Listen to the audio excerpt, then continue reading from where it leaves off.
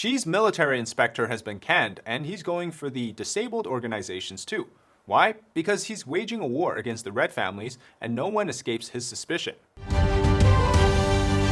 Welcome to China Insider, I'm David Zhang. Xi Jinping's Stalin-style purge is turning into a full-on war against the red families, in particular what is known as the red second generations, offsprings of the CCP officials that have military or political ties going back to the last generation. And it's Xi Jinping's obsession right now to purge anyone whom, in his views, are troublesome to his power. Let's first start with the rumored removal of his military inspector, Zhang. Now, Zhang, like what we discussed in the last episode, has a troublesome last name, the same last name as me, but if you want to know more about the prophecy relations, check out that video. Zhang holds the important role of being part of the Central Military Discipline Inspection, which in other words, he's the trusted man who investigates people for Xi Jinping inside the military. And now apparently he's also under investigation. If this is true, then the entire top echelon of the Chinese military system, one vice chairman and 2 of the 4 ministers are currently being investigated. Now, according to sources in China, on September 16th, just a day after Zhang appeared in public, he was allegedly taken from his residence the next day in Beijing for investigation. Well, the reason is that, you guessed it, related to the investigation into Li Shangfu, the defense minister. Now, this is also an ally of Xi, both from the same hometown areas, and Xi Jinping's climb to power comes from the Discipline Inspection Committee, which that's where the anti-corruption campaign stems from. So now the question with why Zhang could possibly be in trouble is really strange, right? And Xi Jinping seems to have turned his attention onto the very people that he's asked to help fight the other factions in the first place. Basically, he tasked Zhang with overseeing the anti-corruption inside the military, and then went ahead to investigate Zhang too. So the entire purge of the rocket force was done by the Military Discipline Inspection, which again Zhang oversees, as well as other parts of the investigation into the defense minister. So one thing to note is that Zhang Shimin is from the rocket force himself. He actually crossed paths with the purged generals like Wei Fenghe and Li Yuchao from the rocket force. And interesting, isn't it, right? All the officials rumored or have been confirmed missing or under investigation has all to do with the rocket force. And in recent days, the PLA Daily, actually, the official newspaper of the military, published an article criticizing the rocket force's lack of spirit and uncovering shortcomings within the force. It's a clear sign that the rocket force is in big trouble, and everybody around the rocket force are now being targeted for investigation. Now, Zhang was transferred away from the rocket force at the end of 2015 to be the first political commissar of the Military Commission's Training and Management Department. And Zhang was able to serve 2 consecutive terms as a member of the Central Military Commission and as secretary of the Military Discipline Inspection Commission. So obviously Zhang has a lot of problems himself, like corruption, potentially, other troubles. That's a given for the CCP officials. One thing we need to know, however, is that there doesn't seem to be a need for Xi Jinping or to give a reason to directly remove somebody. It's what dictators do. For us, though, I think there's 3 different ways to look at this in terms of the context of this purge or the ongoing purge in the military. The first way is that this game of Chinese politics, it's really dogs biting dogs. So Zhang's investigation of other generals have potentially landed himself with trouble, right, in terms of with other factions, forcing Xi's hand to look at his own people, much like how Qin Gang might have met his demise because other factions are out here to get Xi's own people. Now keep in mind though, these same generals were promoted to or kept in key positions by Xi Jinping not long ago. Right, including the ousted Li Shangfu, the defense minister. They've all been described as allies of Xi Jinping. So from my point of view with this one is that loyalty isn't really the question here. It's more about what took place that led to the investigation of things that even Xi Jinping can't say no to. And the second way is that I think Xi's own paranoia over his life or power aims to push everyone around him, even the ones he's promoted himself, away from him. I've talked about this with the other missing generals in the CCP, but the uniqueness of the role that Zhang plays here as the military discipline inspector makes me think that he was the one who was too good at his job to a point where that it threatened Xi Jinping. No matter what you think of Xi Jinping, he's really well versed in power play in the party. For example, in his early days from 2012 to 2017, he essentially used different factional rivalries to his advantage to pit people against each other. And he used that to defeat Zhang faction's influence within the party. And then after he remove those people, he turned to the Hu Jintao factions. And then after 2017 to before 2022, he successfully consolidated enough power to now focus on removing people that he deemed were there to help him with the first part, but now are a threat to him in the second part. All this time, he was using the Central Discipline Inspection Committee, which also has the Military Discipline Inspection Committee within it, as his weapon of choice to balance power and to bring people down. And so, at the height of the anti-corruption, his former head of inspection, Wang Qishan, took down 150 officials. He removed many political opponents for Xi Jinping this way. And the most important one was Zhou Yongkang, who was a top official of the Zhang faction. But because Wang was so good at the anti-corruption campaign, it seemed like to have caused Xi to be worried that, he looked inferior in abilities to govern. And so he pushed Wang out of the Politburo Standing Committee into a ceremonial role called the vice president.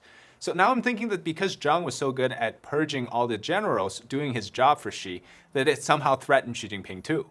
So it feels like Xi Jinping needs to remove those that are good at their job, good at what they're doing, but not good enough to overshadow Xi, or too good to overshadow Xi, I should say. So by the end of 2022, as we all know, when the 20th Party Congress ended, we saw that Xi Jinping completely dominated power within the party. At least Xi has shown to us that from this point on, the paranoia still exists, which is dominating his thinking. Right? He's thinking that are these people that I've helped to bring up, who helped me along the way, are now turning to want my power or wanting to start something new. And so loyalty itself becomes very subjective to what Xi Jinping's really thinking. And in the Xi regime, if you're too good at your job, not good at your job, you could always be removed simply because of his own suspicions. And the third way here is that if we expand the Stalin-style purge, which has evolved essentially into a full-on war against all the second generations of Red, Xi Jinping, since the pandemic started, he has talked about repeatedly of something called uncertain risks within the system. And while he may have been describing that as the market in China's private sector in the economy, with politics it's still the same. Uncertainty factors are things like, for example, ultimately the goal of Xi Jinping is preventing the 1989 scenario in the USSR to happen in China, which was that it was on the brink of dissolution. And so the current political objectives or actions committed by the CCP are to prevent the downfall of the system, right? To prevent the same tragedy as the CCP sees it, which is the fall of the Soviet Union. Now, in terms of that, if you're doing something in which in the eyes of Xi Jinping looks like you're not trying to keep the party together, then you're deemed a disloyal person, or you might be seen as somebody who is a threat to him. Now, even if the economy is so bad that people are starving, right? In the eyes of Xi Jinping, it must give up all of its economic freedom in order to preserve its ideological and political freedom. That is for the CCP. Now, because ultimately the objective here is to control the ideological side of things, the CCP cannot afford to give that up. So if you're somebody who believes in, say, reform and opening up, then you're on the other side of Xi Jinping. That's what she believes in, right? She believes in that the system must be kept in place, and that if you asked any CCP official, they'll tell you that they were trying to preserve the system. That the idea of protecting the party is actually a party-wide understanding. But because, like I said, everything is so subjective to the Xi Jinping eyes, if the official is doing something that he sees as not aligning with his ideology of how to approach this, then they're seen as the opposition. So to some people, maybe reform and opening up is what they view is the forward path for the party because it stops people from rioting. You're drowning people with money, lust, and corruption, right? But then for other people like Xi Jinping, it's all about power and exerting control and ruling that way. So it just depends on what we're looking at. And so it's basically the same token of bad and evil, but two sides of it. And then if you accidentally flip to the other side, then Xi Jinping thinks that's what the problem is now, which is that a lot of the second generations of Reds, they're trying to end the CCP in the eyes of Xi Jinping. But yet, to everyone else, it looks like Xi Jinping is the one that's trying to actually end the CCP with the way things are going right now. Now, if Xi Jinping wasn't so obsessed with power and playing party politics, maybe he wouldn't have to worry so much about maintaining this dangerous game. But because he has made the choice, he'll see it through the end. Now, as a part of the war on the second generation Reds for the offsprings of longtime CCP officials, Xi has waged his war against all of the other factions and their offsprings like the princelings, the regular Red families, and so on. And many of them come from the era of the opening up and reform, and are also victims of the Cultural Revolution. Even Xi Jinping himself is a victim of the Cultural Revolution. Yet somehow, He thinks reform and opening up is the problem. Anyways, so the point is that Xi Jinping needs absolute loyalty, but that's also, again, subjective to what Xi is thinking, right? And he wants it from everyone and everything. Now, today it was announced that the China Disabled Persons Federation, which on paper is a non-governmental organization, had its longtime chairman emeritus replaced. At the 8th National Congress of China Disabled Persons Federation, a new chairman emeritus was announced. Now, on paper, it may seem like this is nothing new, right? Just an NGO that replaced its title role. Well, it's actually very important. This news matters because the longtime chairman emeritus is actually Deng Xiaoping's eldest son, Deng Pufeng. And this disabled persons organization is not even an NGO. I mean, why would Xi Jinping, along with the other members of the Politburo Standing Committee, attend this Congress if it is simply an NGO? The key members of this organization are CCP officials. Now, why would Deng Xiaoping's eldest son run this organization in the past? Well, actually because Deng Pengfang, the eldest son, was injured during the Cultural Revolution by the Red Guards, and he became disabled. So then he started being an advocate for the disabled population in China. And Xi Jinping's removal of Deng Pufeng from this post is actually an indicator that he's casting a wide net of reducing the influence of the second-generation Reds, or princelings, in China. It also is a telltale sign that Xi wants to move as far away from Deng Xiaoping's reform and opening up as possible, and very quickly.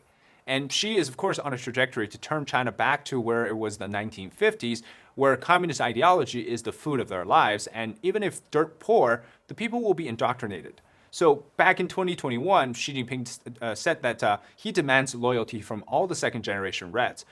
That's a big ask, or not even an ask. It's more like an order. Now, if we take this context back to our first part, which is the purge within the military, it's Xi's war against all forms of uncertainties. Not all second-generation Reds are willing to follow Xi, but especially within the prominent families of the second Red generation, that there are a lot of uncertainties there. So this is turning and evolving into a full-on war against all the other factions, and he's going to continue to purge people. And he'll purge anybody, even though if they're loyal to him, whatever is subjective to his idea is going to see the end of the day live on, but those that are against his idea in his eyes are going to get the hammer and be kicked out of the system. All right, that's it today for the episode on China's continuing war on its own CCP officials in what looks like a Stalin-style purge. I'll give you my context for all of this, and if you enjoy the content, leave a like, comment below your thoughts, and subscribe to this channel. All right, until next time, bye-bye.